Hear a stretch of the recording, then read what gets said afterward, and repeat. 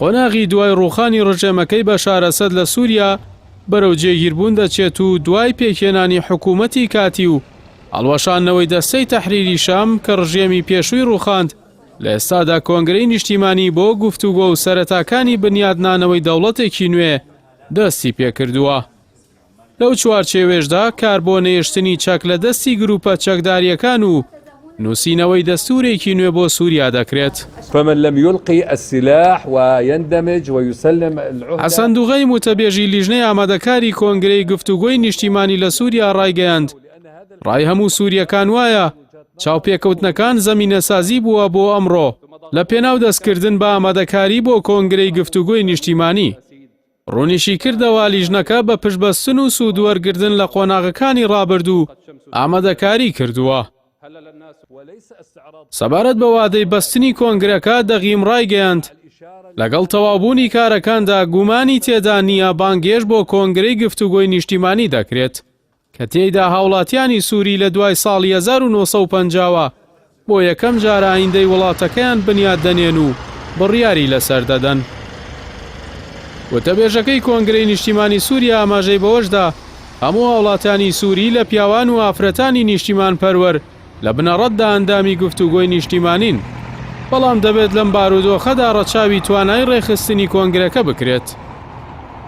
لە ئێستاشدا خاڵی ناکۆکی گەورە لە بەردەم ڕێخستنەوەی هێزە چەکدارەکان و پێکهێنانی سوپایەکی یەکگرتوو بۆ سووریا دۆسیەی چەکدانانی جێکردنەوەی تاک بە تاکی چەکدارانی ئەسەدە و جێکردنەوەیانە لە چوارچێوەی سوپا لە کاتێکدا هەسەدە ئەوە ڕەت دەکاتەوە و تەنیا بەمانەوەی هێزەکەی وەک گروپێکی سەر بە وەزارەتی بەرگری سووریا ڕازیە.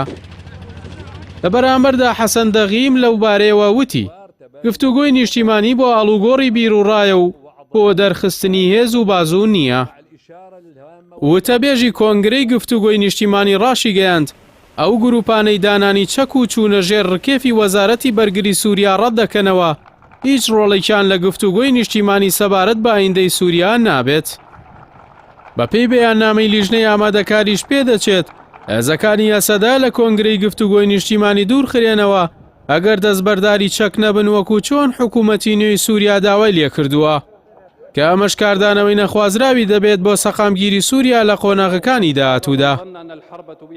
ئەحمەد شەرعیش کە سەرکردایەتی دەستەی تەحریری شامی کردو لە هەشتی مانگی کانونی یەکەمی ساڵی ڕابردوو ڕژێمەکەی بەشار ئەسەدی ڕووخاند پێشتر ڕایگەیاندبوو لیژنەی ئامادەکاری لە سەرجەم ناوچەکانی سووریا گفتوگۆ ئەنجام دەدات و دواتر بانگێشتی ئەوانە دەکات کە بە شێوەیەکی گشتی نوێنەرایەتی گەلی سووریا دەکەن. لیژنەی ئامادەکاری گفتوگۆی نیشتیمانی سووریا لە 7 کەس پێک دێت کە بریتین لە 5 پیا و 2 ئافرەت و یەکێک لە ئافرەتەکان بیر و باوەڕی مەسیحیە.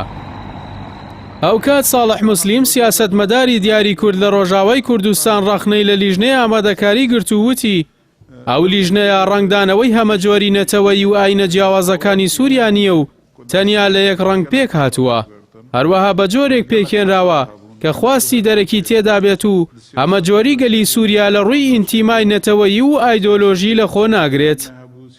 لەلایەکی دیکەوە ڕەجەب تاییب ئەردۆغان سەرۆکی تورکیا لە کۆنگرەیەکی ڕۆژنامەوانی داوەکە ئاماژەیەک بۆ ڕێکخراوەکانی نزیک لە پەکەکە وتی پێویستە ڕێکخراوە تیرۆریستیەکانە و ڕاستیە بزانن کە لە سووریا هیچ شوێنێکیان نییە و تورکیا لە جوڵەکردن لە دژیان دوودڵ نابێت و سازش لەسەر بوونیە و ڕێکخراوانە لە باکووری سووریا ناکات.